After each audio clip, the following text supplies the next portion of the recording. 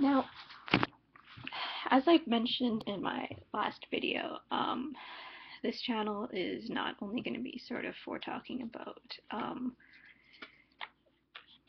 media stuff. Part of the reason why I'm interested in doing this is because I'm interested in the topic of mental health in general. And part of the reason for that is that I have a mental illness myself.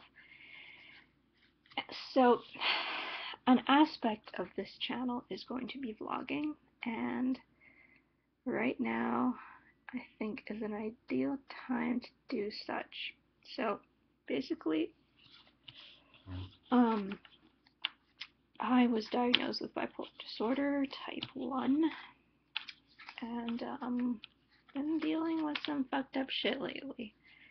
Basically, I'm in school, I can't concentrate, I can't read, I can't write, I can't keep my mind on one thing. I tried reading an article on the BBC website about Iran. Short article. I read it over and over and over again. Probably like 20 times, honestly. And I have no idea what it's about. So, yeah. One aspect of the bipolar, obviously, is the depression. And, I'm dealing with something different now, that I never had to deal with in the past, which is basically I've been having hallucinations, and it's been particularly disturbing. Not so much because of what they are themselves, but just the fact that they're happening at all. Because the feeling that you can't control your mind, or more specifically, you can't trust your mind, has got to be the most terrifying thing I've ever experienced. Because mood swings suck, obviously, but you can use logic most of the time, I think, to deal with the situation. But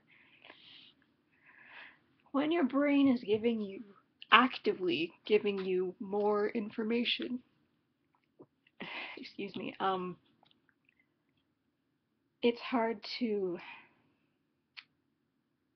begin to try to deal with the situation. Like, basically, okay, I'll start from the beginning.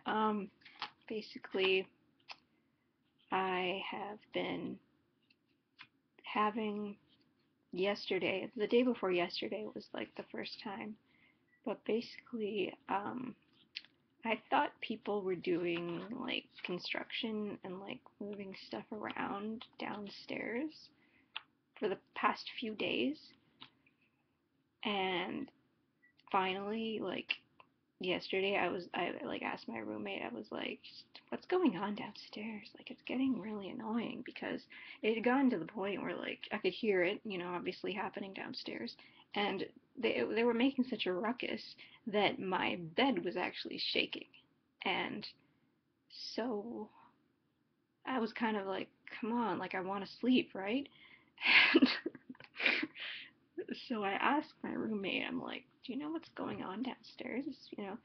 She just looked at me, she's like, nothing. And I'm like, what? And then I think about it, and I'm like, well, yeah, it's 10 o'clock at night. Why would someone be doing construction downstairs? That doesn't make sense. So I was kind of like, okay, whatever. I'm being kind of weird. I'm being kind of paranoid. So I go back to bed. Well, go back into my room, and I climb back to bed, and I try to ignore what I'm feeling.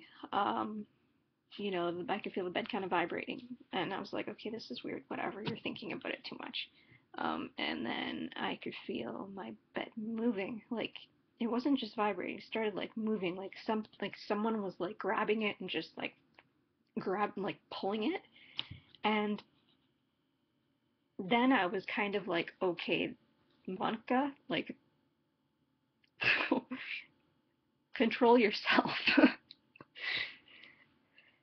And then I could feel something from under my bed.